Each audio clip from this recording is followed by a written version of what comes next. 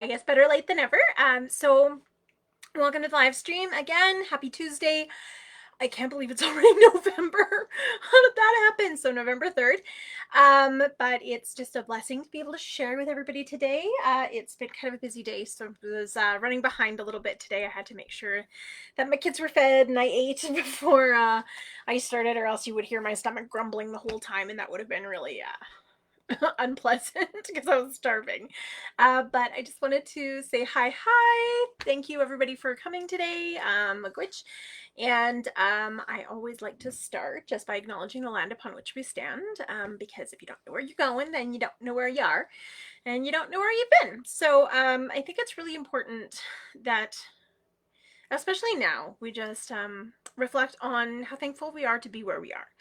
I know that there seems to be like a lot more conversation about what's going on down south of the border, and I think it's really important that we just, stay present and stay planted and really appreciate where we are, and that if our friends and family across the border need help and need support, that we're going to be there for them. I'm very humbled and thankful to live where I live. I live in Calgary, which is Mohenstis, Treaty 7 territory, and it's been my home. I moved back here probably about 13 years ago now. But I had lived in many other places. I lived in Edmonton. I was actually born in Edmonton in an all residential school hospital, which 3 of my elders were actually nurses at, which is pretty interesting, just because that was the only Indigenous nursing program for the longest time. And so it's interesting how that comes, full circle. And oh my gosh, Lucy, I haven't seen you in forever. Hi. So, but I really appreciate the elders and how it has come full circle, and how even though I'm here in Malhinstas and they're from many, many different areas, they all are here. There's something really special about this place. And so I thank the families that have been here for thousands of generations before I have been here. So I thank the Blackfoot of Siksika, Kainai, and Bagani. And I also thank the Tsutsuna from they're made up of the Sarsi as well as Dene, but they're a unique people. They're a unique nation, and I think it's really important that when we acknowledge these families and these societies, we understand that they're nations. Much like Canada is a nation, we have agreement from nation to nation to nation, and I think sometimes we forget what a nation is. It is sovereignty. It is independence. It's the ability to, govern. How we are and how we act and how we should behave, and the relationships that we have. I also acknowledge the Stoney Nakoda from Morley, which is Chiniki, Bearspaw, and Wesley, those 3 nations up there. They're all separate. They're all important in their own way. They all have different teachings and different elders and different families, and different stories which are steeped into this land. So it's really essentially that we have to have those conversations and know our sense of place, know how we got here, what our connection to the land is, what our connection to each other is, what our relationships are to each other. I also honor Métis Region 3. This is where we are right now. I always wear my Métis sash to act as that bridge between Indigenous and non-Indigenous culture, because I am Métis. And as a Métis woman who is also Cree and Anishinaabe, I feel like it's important to acknowledge all of my heritage, to acknowledge all of my teachings, and to acknowledge, all of the places that I've come from. And, my families have led me to these points, and it's a gift. I'm a whole being because of my ancestors. That doesn't mean that I have to carry that trauma with me. It means I can rise above it and take the teachings that are meant for me to carry forward and share in a good way. And so I honor all of the families that have been here. I honor the relationships that I have with many of the elders here and from many different territories that have ended up here. I honor, of course, I was really thankful. So today I was in ceremony, and I honored the elder who was holding space for us. I honor the building itself, this space. I was really thankful because it was with Métis Local 87 who hosted that ceremony. And I think sometimes we take for granted the space that we're in. Every day I walk into my home and I say, I'm thankful. I'm thankful for my home. I'm thankful for my house. I'm thankful for my family. And I think when we live in gratitude, it makes us look at the world a little bit different. It's not about assumptions. It's not about this world owes me something, but it's about I'm so thankful for all of these gifts and all of this abundance that surrounds me. Even if we might be struggling, when we start to point out the things that are amazing, it changes their way of looking at things. And just like when we do the land acknowledgement, when we start with that, it changes the way that we do things. It puts us in our body, it puts us in our being, and it puts us in that sense of place, and it creates that thankfulness for being where we are. And so that being said, I wanted to welcome everybody into the circle today with the Cree welcome song, which I know I share this all the time, and I'm so thankful for this song. And talk about full circle. I love how it has come back around full circle. And I found out later on that, these are my cousins, so the Nataha family from Sturgeon Lake, who've kept this song and kept this story alive. I'm so, so thankful for this song because it has really inspired me, and it's changed the way that I welcome people and hold space for people. So in it, we do sing it in 3 rounds, as opposed to the 4 that we normally would for the 4 directions of the medicine wheel. But the reason we sing it in 3 is to keep that circle open, to keep it welcoming, so that everyone can come in or leave as they need to. Because it's about holding that space and knowing and trusting that whoever's meant to be in that circle will be there. And so it's such a blessing to be able to share this song. It also reminds us that in that circle, we're all equal. There's no beginning, there's no end. No one is greater or less than anyone else in that circle, just like in the hoop of life. So we need to really honor each other for all of the gifts that we bring to the table. It means that everyone in the community is important. And it's really important not to compare ourselves or our path to others, because we're not sure what journey they might be on or what journey we're on. We don't want people to judge us, so we don't judge them. And that's what this song teaches us. It teaches us just to, support and be there to gather our community together, but not push anyone away. Always, keep our hearts open, like this circle should be open, because our hearts will expand to let people in. And they will also, contract to let people out as they leave our lives. And so that's what this song really is. It's our heart. It's that heart that welcomes everybody in. It's that community that welcomes everybody in. It's that connection that we all share. It reminds us that, everything in the world, everything is cyclical. Everything goes in a circle. It always comes back around. And it's really about acknowledging all of our connections in that circle. And so Miasin, which is the Cree welcome song, it doesn't just mean welcome, it also means beautiful. So I will send up to sing it. And again, I'm very, very thankful for this song continuing to guide me on my path. Miasin, Miasin, Hasemina, Hasemina, Epetakote, Iwagomagan,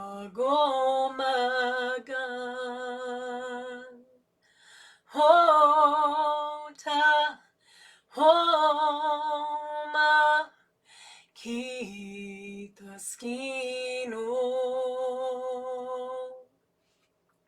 Miasin, Miasin, Hasemina,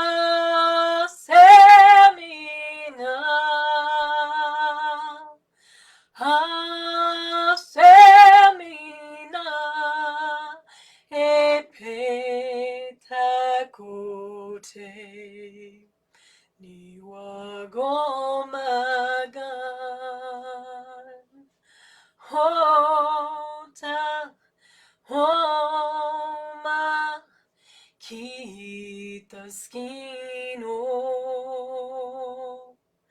Miasin, Miasin, Hasemina,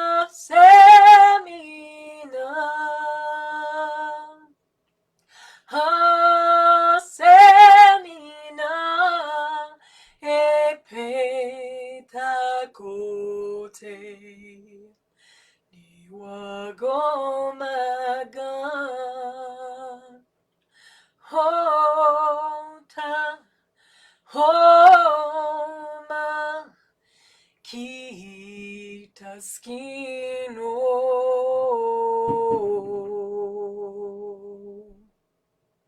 Hi, and welcome to the circle today, everybody. So, I love to start with a smudge because it just kind of puts me in my body, puts me in my being, gets rid of any stresses that I might have, especially today. So, my wallet has been missing and I am freaking out a little bit, just saying. So, I have been scanning my house, flipping my car upside down, flipping my room upside down. You don't want to know what's behind that curtain. It's a freaking mess back there. But I'm hoping that I'm gonna pray for it to come home, to come back, and usually it does. Usually things that you lose will come back to you if you pray hard enough. Hopefully, if they're meant for you. So just to just begin with the medicine wheel, I wanted to kind of give a little quick overview of the medicine wheel. This is the OG Cree medicine wheel. Again, everybody's teachings are going to be a little bit different. So this is why I encourage people to always talk to different elders and knowledge keepers and storytellers and medicine keepers, because you never know the teachings that they're going to carry and the teachings that's going to resonate with you. So it's not right or wrong. It's just different. And the teachings and the medicines are going to change depending on where you're from, what you were raised with, the different nations have different teachings, the different stories behind the medicines. Even the creation story is going to be different depending on what nation. There might be some similarities, and it's really about finding what resonates for you, what is meant for you on your path, and what can help you to move forward in a good way. And so, that being said, I can only share what I know. So I'm going to start in the east, and that is with sweetgrass. Oh my gosh, it always makes me feel so good to smell it. So sweetgrass is the men's medicine, sweetest medicine, it's a children's medicine. In the east, we have our childhood, we have our mind, we have grandfather sun, because that's where grandfather sun rises, the spring, because that's when grandfather sun comes back to the earth and warms it. And sweetgrass is really wonderful for our mind. It's really wonderful to help us make decisions. And so I think I might actually smudge with sweetgrass today. Usually I only smudge with sage, but I need some clarity so that I can hopefully find my wallet. So I'll definitely be smudging with some sweetgrass today. And I'll show you how to do that with sage. In Blackfoot country, oftentimes they only smudge with sweetgrass, occasionally with sage, but for the most part it's a lot of sweetgrass. Blackfoot use a lot of sweetgrass, whereas Cree, we use a lot of sage. Like, this is why I'm almost always out of sage. I'm actually kind of thankful that we have a stretch of a few extra warm days, as I might go up to Nose Hill and see if any sage, even though it's probably really crunchy right now because it was under snow and then it dried out. So see if there's any sage that I can find poking out, because I really need some sage. I burnt through, literally, I went picking 5 times this summer, and this is all I have left. This is it. That's it. And I had like huge bundles, but it's because I've been using it a lot for marches and rallies, and vigils and prayers. And so, yeah, it's important that we stock up on medicines at this time. So I will definitely be using some of the sweetgrass today, and I'll show you how to prep them together without a charcoal. Then we're going to move to the south, and in the south we have cedar. I love cedar. Cedar is wonderful for coughs, colds, aches, pains. It's antibacterial, antifungal, antiviral. It's an antihistamine. It's got a really cool numbing agent in it, so if your throat is upset, it calms it. And if you have a toothache, you can chew on it and put it against your gums. Some people like the taste.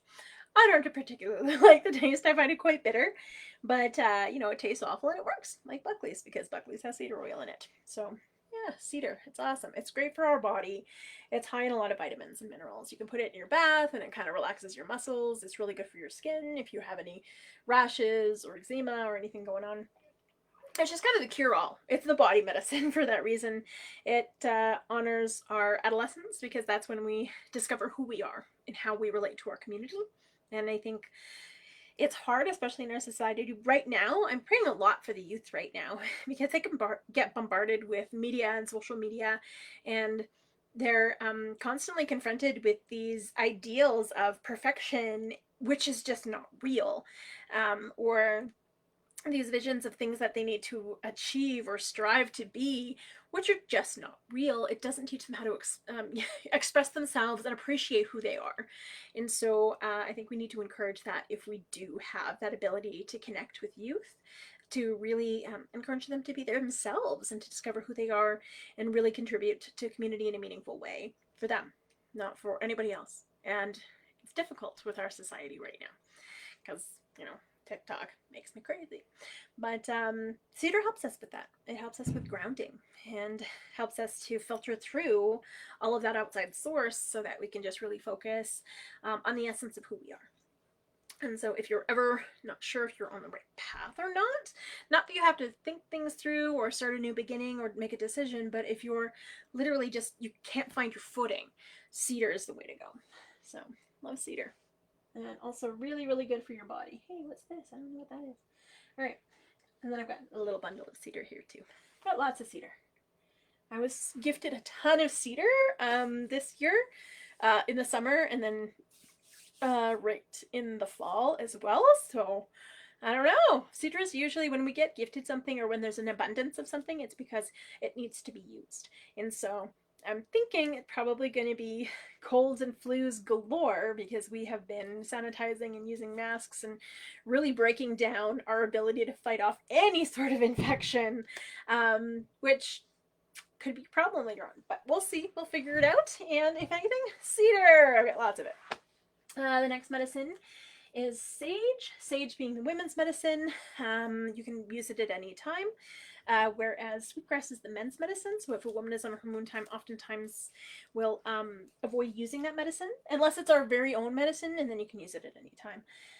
But it's just not right to call people up for being on their moon time. So whenever I'm in mixed ceremony, I always I always use sage only because I don't want to call someone out for being on their moon time. That's not my business. It's their own personal ceremony, and that's theirs to keep and share if they so choose. But if not, it's not my business. So, oh, I miss you too. Love you, Satin. All right. So this is more sage, more sage. It's the women's medicine. It's also the emotion medicine whenever we're feeling really emotionally overwhelmed or emotionally spent, or we just need some time to really replenish our own emotions, especially people who are caregivers. Sage it gives us that moment of just like, okay, I deserve love, I deserve replenishment, I deserve to cry, because tears are healing. They are super, super healing. Oh my gosh. The sage smells so good. You have no idea. So as soon as you pull it off the stem and then scrunch it, it smells incredible. But I just pulled it off the stem and it has like this really strong, beautiful smell. So this is the really good fresh stuff that I picked recently. So I'm very, very thankful for it. And,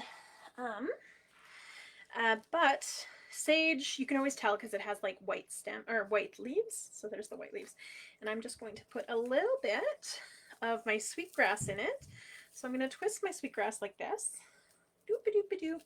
So I have a little bit in my hand and a lot on my skirt. But this little bit here, so you don't need a lot, it's just a little bit. And I'm putting it in the center. I made a little pocket of my sage, putting my sweetgrass in there, and then squishing it all together. This is a Cree crunch right now. I'm crunching it all together. And then you just roll it in a circle, and that is the Blackfoot roll. So Cree crunch, Blackfoot roll. And then your sweetgrass is in the center, but it's also mixed in with your sage, so it's going to burn nice and smooth.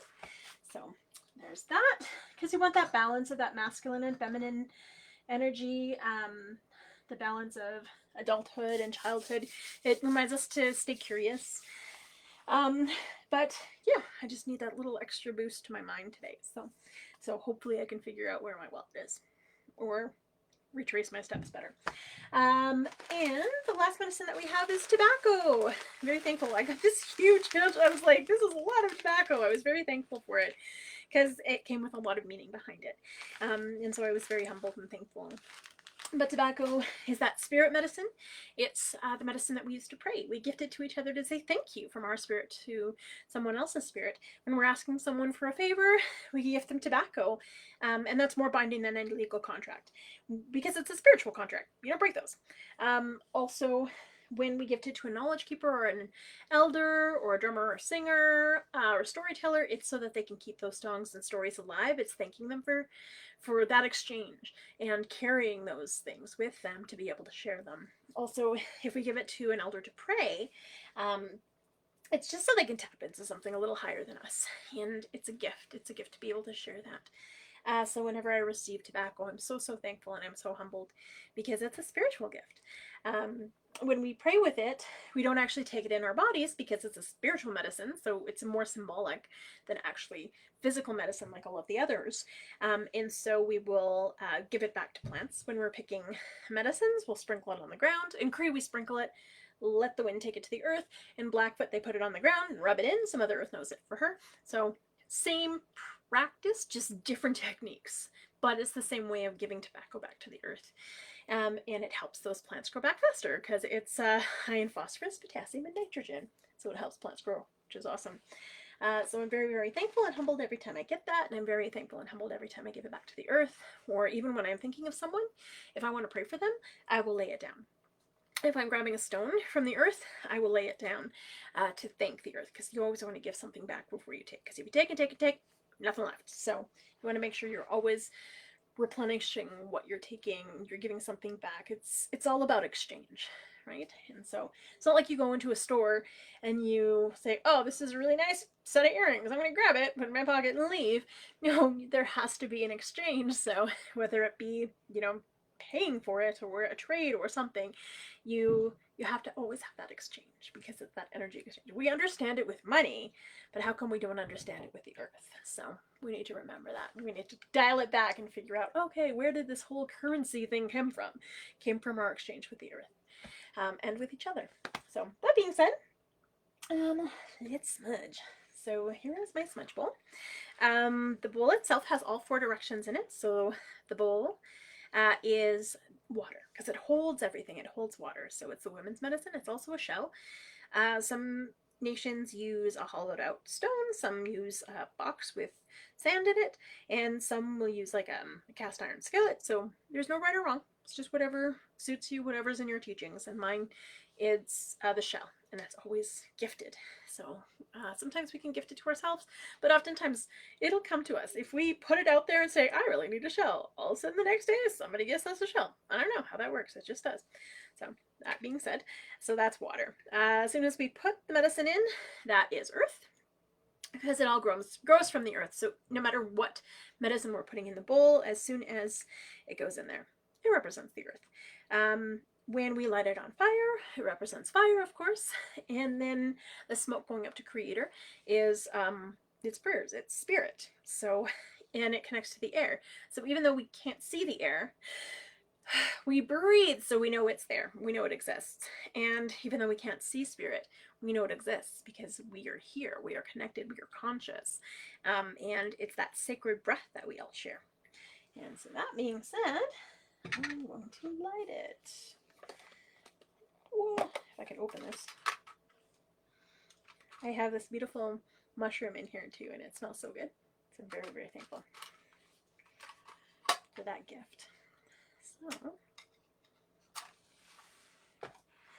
there's no right or wrong way to smudge.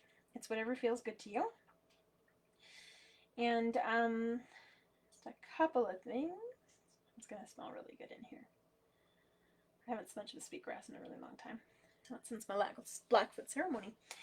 So you'll notice I'm fanning it with my hand. I never blow on it because our breath is our life and our life is precious. You don't want to waste that for anybody. That doesn't want to go up. Oh, there we go. Okay. So first thing I do is I smudge my hands. Get rid of anything that I'm carrying. It's like washing your hands. Bring it over my body 4 times. Out of the 4 directions in my body. I'm not sure if you heard my son laughing, but he kills me. I smudge my mind so I can think clearly and learn from every person that crosses my path. So I can be open-minded and never rigid with my thinking, because you never know who or what you're going to learn. I smudge my ears so I can listen twice as much as I speak. This is why we have 2 ears and 1 mouth. So I can be open to hear all of the messages that Creator sends me, to really listen and be present in everything that comes through me. And I'm very thankful for my hearing. I smudge my eyes so I can be open to see all of the beauty that surrounds me, so I can have a clear vision of where I'm going and how to help people on my path. I'm also very thankful for my eyes. I smudge my nose so I can smell danger and cookies, but also so I honor that extra sense that I have. I smudge my mouth so I speak only true and kind words that are helpful and benefit mankind. Always ask yourself, is it truthful? Is it helpful? Is it kind? Is it respectful? If it's none of those things, don't say it, don't do it. I smudge my throat because I'm very thankful for my voice this lifetime, because I continue to give voice to the voiceless as an activist. But also, I'm very thankful for my singing voice.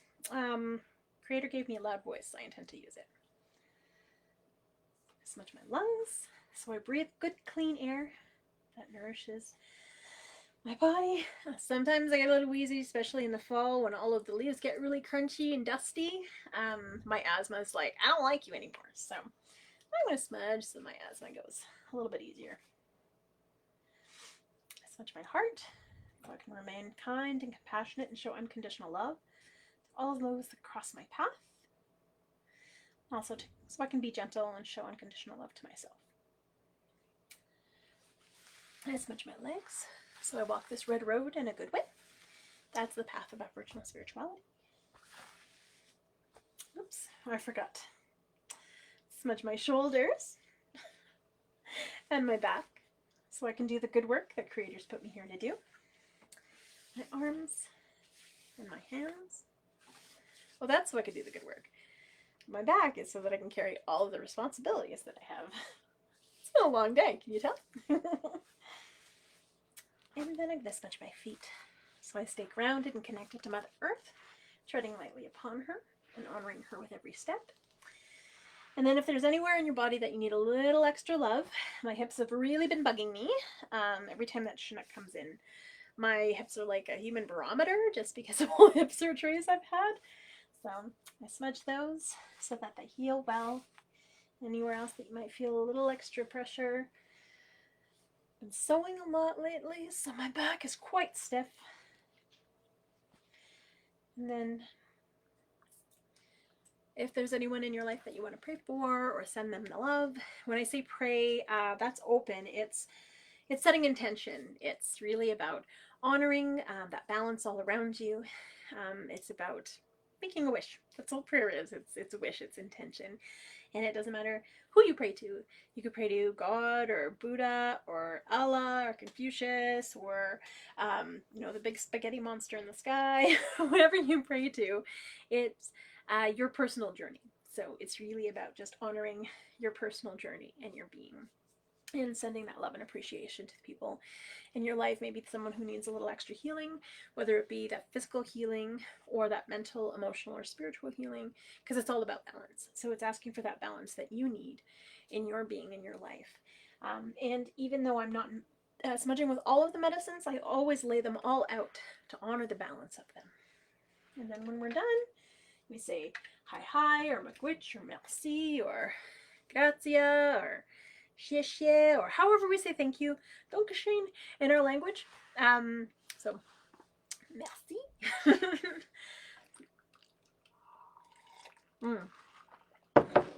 That being said, I'm going to sing the Four Directions song because I think it's really important to honor all four directions and that balance within us, that balance all around us.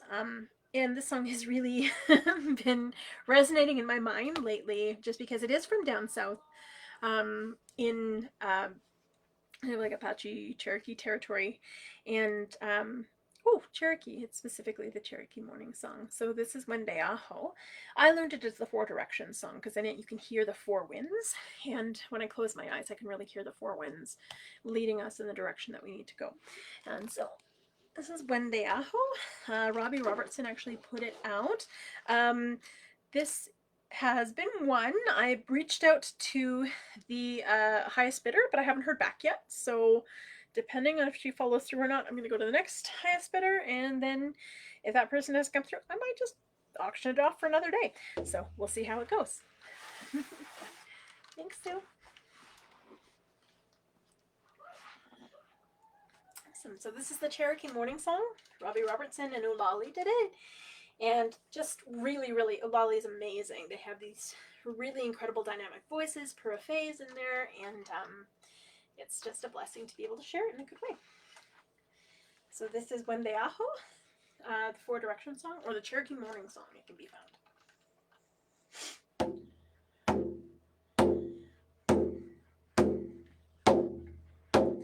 Wende Aho, Wende Aho, Wende ya, Wende ya, oh oh oh oh ya ya ya ya ya.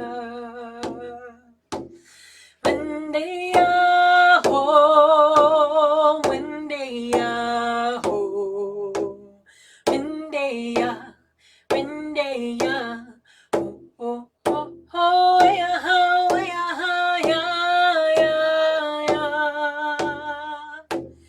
Wende Aho, Wende Aho, Wende ya, Wende ya, oh oh oh oh ya ya ya ya. Wende Aho, Wende Aho, Wende ya, Wende ya, oh oh oh ya ya ya ya ya ya ya. Ya, ya, ya. Ya, ya,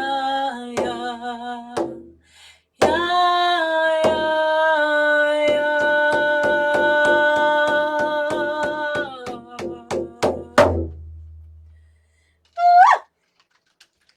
That song. So,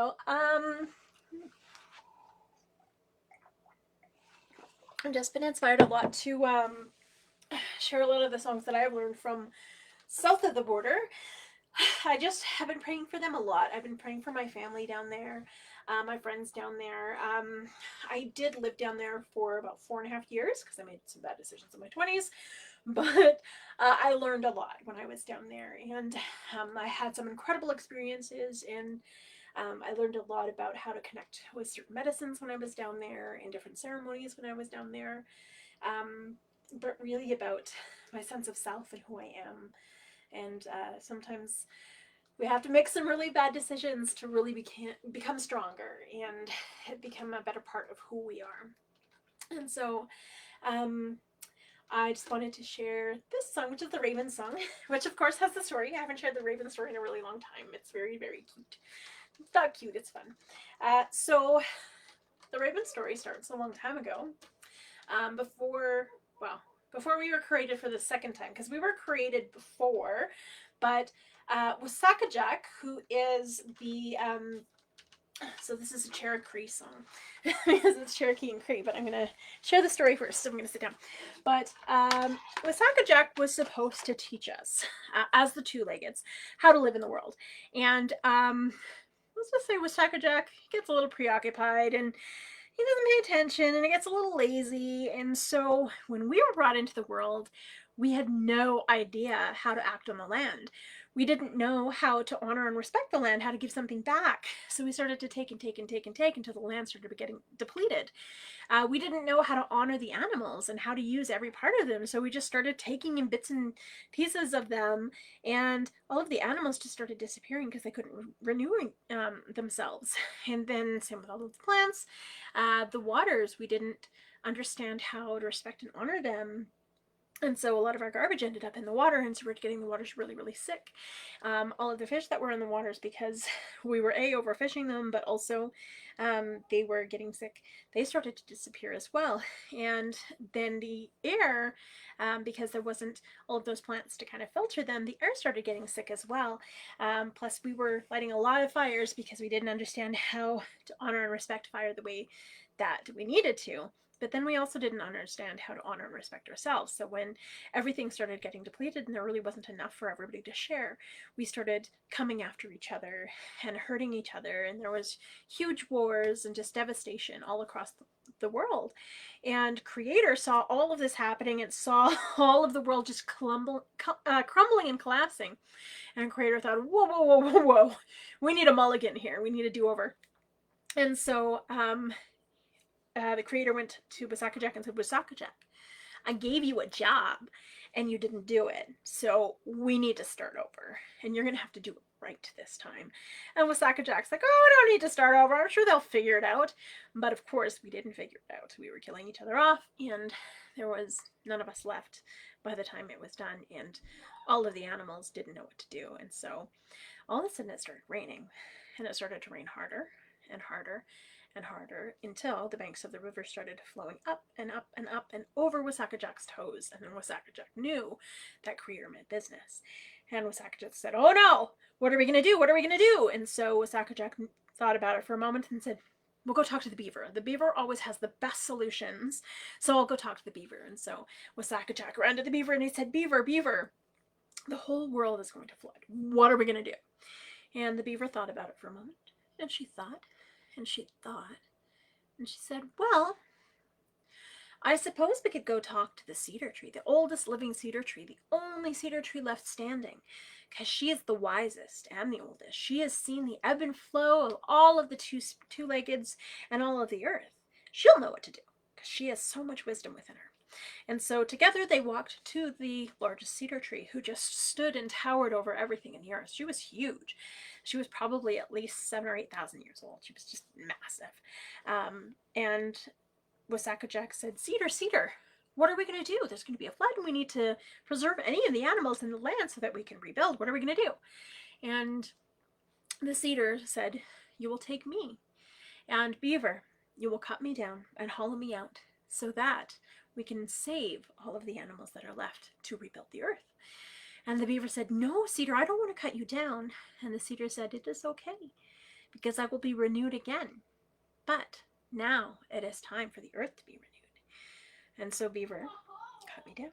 And so the beaver very reluctantly cut the beautiful cedar tree down. And as the beautiful cedar tree fell, she created such a huge whoosh sound that all of the animals across the earth could hear it and knew that it was time to come out of hiding and go to that cedar tree. And so from all around the world, all of these wonderful animals came. And by the time the beaver was done hollowing out the cedar tree, all of the animals climbed into it, and it began to rain harder and harder and harder. And all of the animals watched as the rivers rose higher and higher. The ocean rose higher and higher until the banks of the river and the banks of the ocean spilled over and connected. And they spun all over the land until all of the land was covered with water. And it began to rain harder. And the water got deeper and deeper and deeper. And all of the animals looked over the boat and watched as all of the land disappeared lower and lower and lower into the darkness of the newly formed ocean. And they waited for days and nights and days and nights, for what seemed like forever, while it continued to rain. So many days and so many nights until they were almost feeling without hope. Until finally one day, it stopped. And Wasakajack was so excited. He said, guys, it stopped raining. What are we going to do? How are we going to rebuild the earth? And then he thought about it for a moment. He said, I'm going to ask the beaver. The beaver always has the best ideas. She'll know what to do. And so Wasakajack ran across the boat to the beaver. It was quite a large boat because it was a very large tree. And said, Beaver, it stopped raining. It's time for us to rebuild the earth. What should we do? And the beaver thought about it for a moment. And she thought. And she thought. And then she said, well, I suppose we would have to get some earth from the bottom of the ocean so that we could rebuild the earth. And Wasakajack said, that's a great idea. Who should get it? And the beaver thought, well, I can try. I'm a pretty good swimmer. And so the beaver jumped over the side of the boat. She dove down deeper and deeper and deeper, but she couldn't reach the bottom. It was so far down and she couldn't hold her breath.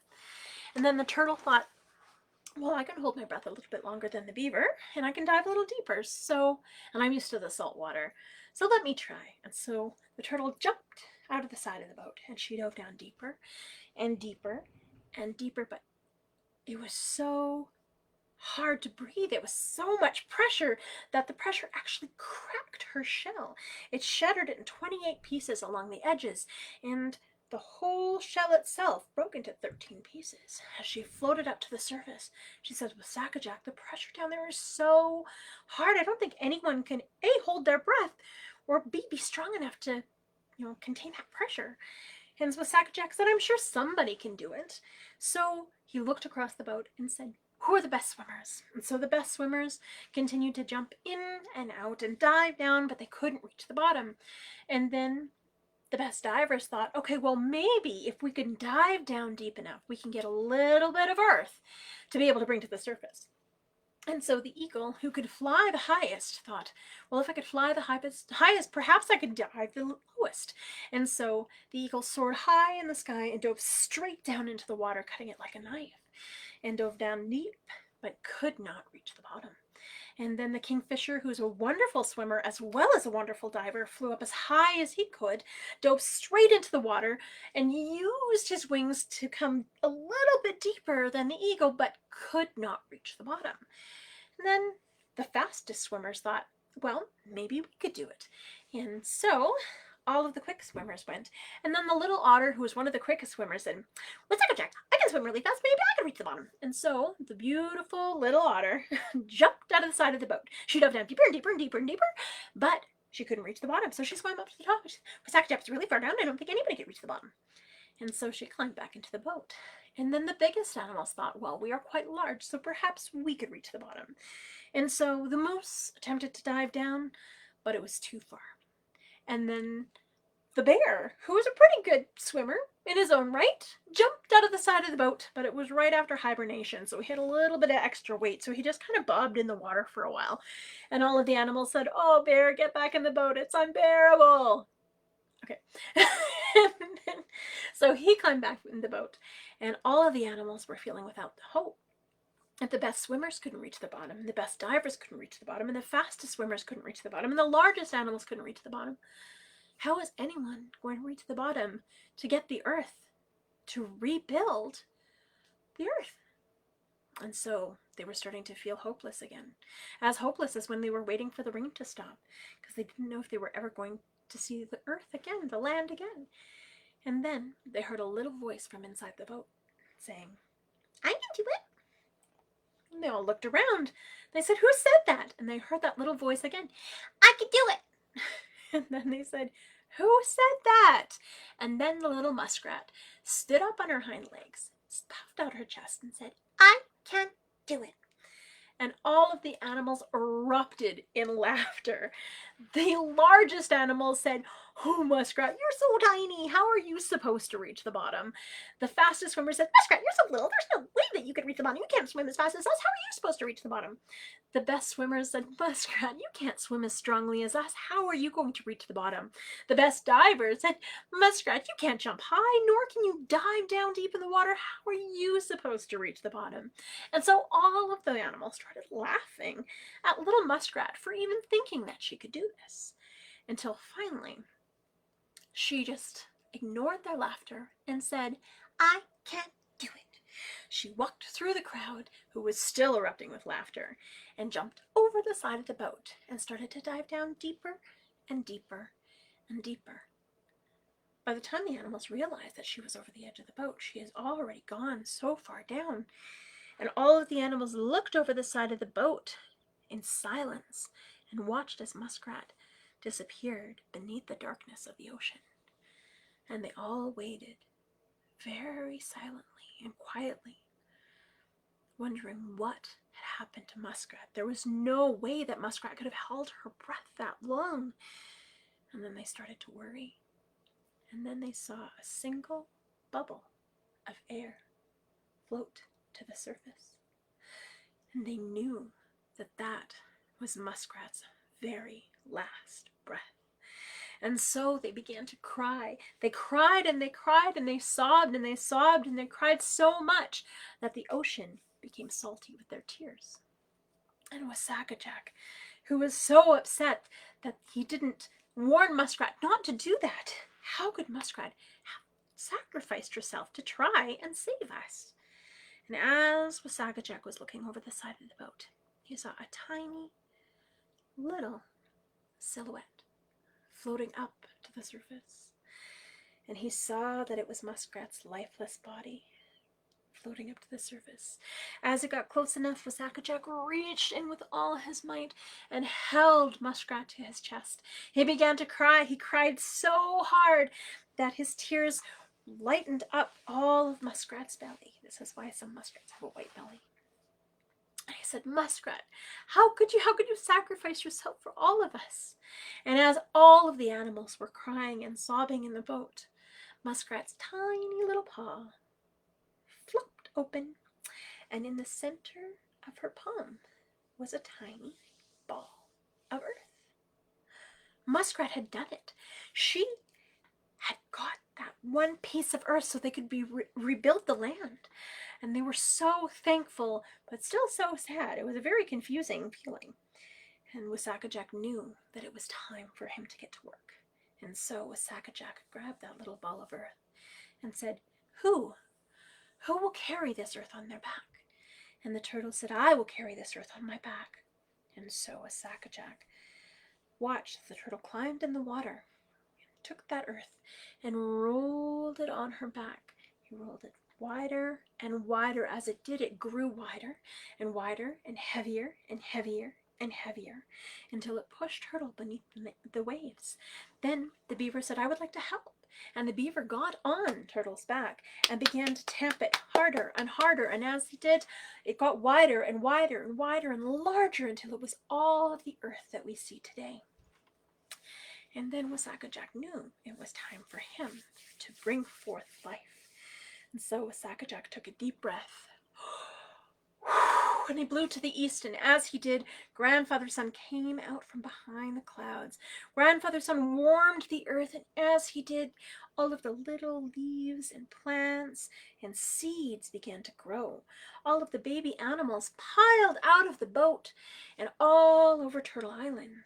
Wasakajak took another deep breath to the south, and as he did, the earth began to rumble. It began to shake. Huge mountains reached up towards the sky. Whole hills started to develop. Valleys started to develop and roll across Turtle Island.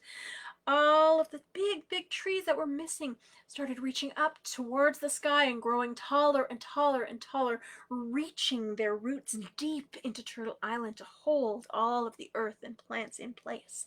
And then Wasakajak took another deep breath to the west, and as he did, Grandmother Moon came out from behind the clouds, and she shone with all her might, and she pushed with all her might, and as she did, all of the waters flooded over Turtle Island. She pulled with all of her might, and as she did, all of the waters receded. She continued to push and pull and push and pull, and as she did, the tides came in and out, and all of the ponds and rivers and streams and all of the sloughs and the muskegs, all of the water on Turtle Island developed. Then Wasakajak took another deep breath, and he blew to the north, and as he did, all of the sacred breath spun around the planet. All of the animals took a deep breath in, and they got their spirits, and the planet began to spin. It began to spin faster and faster, harder and harder. And then the moon and the sun knew that they had to work together, so they pushed and they pulled and they pushed and they pulled. And as they did, they started the days and the nights, the seasons going in and out. All of the time began at that moment. And Wasakajak, very thankful to this beautiful little muskrat in his hand, took another deep breath and blew. And as he did, Muskrat took a breath. She came back to life, and she was so thankful for that gift. But all of the animals were thankful for her sacrifice, because without the muskrat, none of us would have the earth that we are upon now. Without the turtle carrying us on her back, none of us would be here. And so those sacrifices have shaped and molded who we are. This is why we must live in gratitude and be thankful for those sacrifices. And Wasaka learned his lesson the first time through. And so instead of trying to teach the two-leggeds on his own, because of course we did come back, he knew that he had to leave that responsibility to the plants and the animals. Because when they took that sacred breath, they became who they are today. And they knew the teachings that they were going to be sharing with us. If they didn't know them at that moment, they would be learning them as they grew before us, the two-leggeds, came. And so now it reminds us that all of the plants and animals have lessons for us. They have teachings for us. And they remind us to be thankful for where we are. I just realized I was going to share the Raven story, but I shared the creation story instead. But I guess whatever's meant to be will be. And so I'm going to sing the creation song, the creator song. This creator song is talk about full circle. It was shared with me from my friend Elizabeth Knight's son. And when she shared this song with me, it stuck with me. It came right away. I find there's some songs that when you hear them, they go to your heart. And you're like, oh, okay, I guess I'm meant to carry this song. But when I was singing it to my great aunt in her retirement home, across the table, because of COVID, of course, we couldn't, be close together, but we were singing and drumming and sharing. And she started singing this song with me. And when I asked her, how do you know this song? She said, this is our family song. And so it came full circle. It came back to the family in a different way. Because a lot of our songs and stories were kind of scattered on the breeze, very much like those seeds. And now they're starting to take root and they're starting to come back home and connect each and every one of us as family. And so this is the creator song. And it teaches us to honor all of creation, all of the plants and animals and the teachings that they have. But we always say all my relations, because we are all related. We're all brothers and sisters on the planet, not only the two-leggeds, but the flying ones and the crawling ones and the swimming ones, and the standing people, which are the trees, the plants, all of them. All of us are connected. We are all related. Even on an intrinsic scientific level, we're all very close together in our DNA because we're all carbon-based life forms. So, go figure on that one. So, yeah, this is the creator song.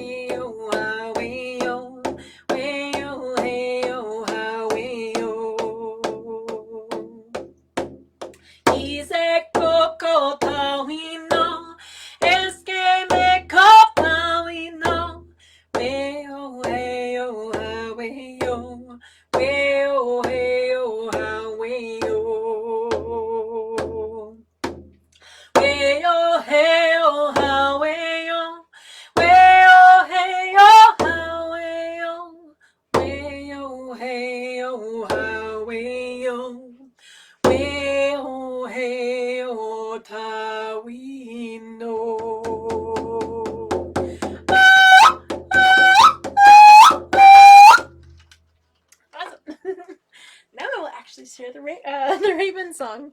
So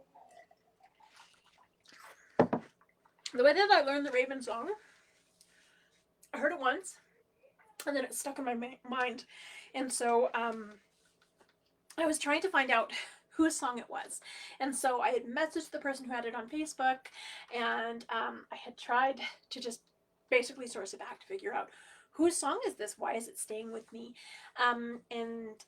Then they took it down, and I thought, okay, maybe it's gone forever. Oh well, but it was still in my mind. And then all of a sudden, out of the blue, someone had sent me an email and said, oh, I understand that you were asking about this song. Where are you from? And I said, well, I'm from Muskeg Lake Cree Nation in Saskatchewan. He's like, oh, well, I'm down in the States, but we're related. We're cousins. And I was like, are you sure? He's like, yeah. I was like, well, I'm Gray Eyes. He was like, I used to be, but through marriage, I'm not anymore. And I was like, oh, okay. I'm pretty sure you are, but he said, yeah, I'm your cousin Damien. So I'm technically Cherokee. And I was just like, that's rad. So his mom is actually like my third aunt or something like that. So it was really crazy. So we're like third cousins. But it's amazing how it always comes full circle. So I always call this my Cherokee song because it's Cherokee, but it's also has a Cree story behind it. And so the story is about the raven and how he used to have rainbow feathers, but he got a little cocky, a little full of himself, and he tried to prove that he was better than anyone else, and by doing so, he had all of his feathers burnt in the sun, and he had to figure out real quick about humility. And by figuring out humility and the trick that was played on him, he was able to not only become humble, but realize that the best way to teach people humility is to mess with them, is to joke around with them, and to play tricks on them. So this is why he became the trickster. But even now, there's a little shimmer of rainbow in the raven's feathers to remind him to be humble. And so this is the Raven song.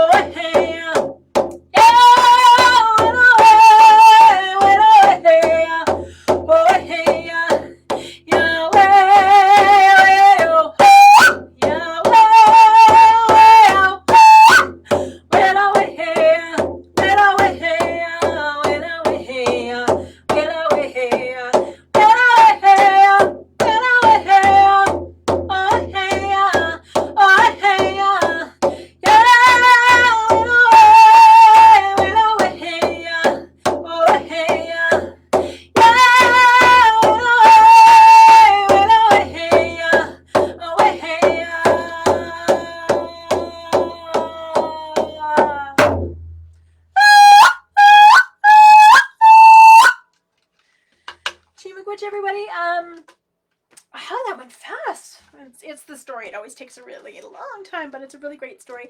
But thank you guys so much for joining me. I'm sending prayers to everyone across the border and everybody here. If you need help, ask for it. I think it's really important that now more than ever that we recognize the community that we share and that we have, and that we're not afraid to ask for what we need, because Creator will always provide. Just like I am asking for my wallet to come back, because that would be amazing. Awesome. So Tansei everybody, and thank you so much for joining me, and I'm just really humbled and grateful and thankful for being able to share in this way on this platform, because I couldn't even imagine 20 years ago if this were to kind of go down.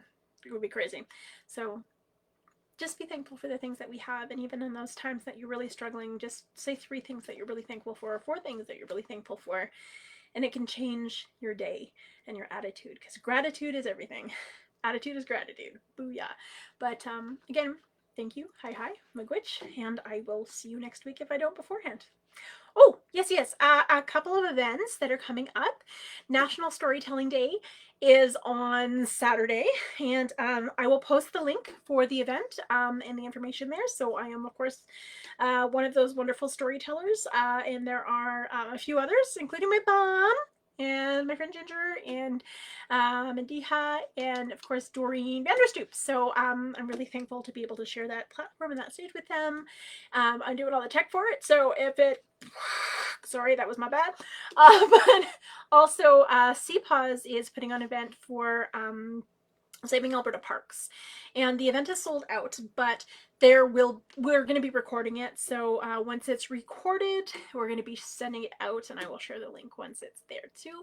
I'm very humbled because I will be doing the land acknowledgement in the beginning, and probably adding a little bit of my thoughts and my person when it comes to defending the land, because that's when we're talking about parks, it's not just parks, it's the land. It's about understanding that those parks are holding space. They're holding space for the animals. They're holding space for our connection to the land. And so it's a blessing to be able to share in that platform, that voice that maybe isn't heard, which is the voice of Indigenous people as stewards to the land. And so, yeah, I will post those events. And hi, thank you everyone, Shimagwitch, and I will see you next week if I don't see you before. Bye.